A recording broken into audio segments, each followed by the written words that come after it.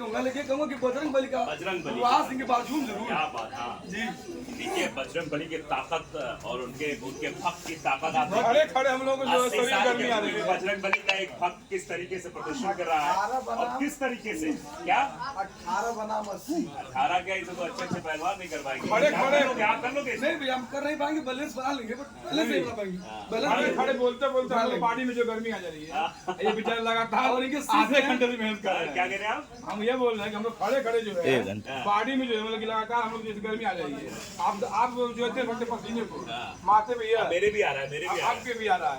अब बाबा आधे से 1 घंटा हो गया लगातार देखिए मेहनत कर रहे हैं। आप नौजवानों को जो सीखना चाहिए भुआ अखाड़ा से नौजवानों को, भैया के आईडी से ये वीडियो जाएगा, क्या बात। आप इस वीडियो को जरूर देखिएगा और भैया को लाइक कमेंट फॉलो भी करिएगा भैया जी को।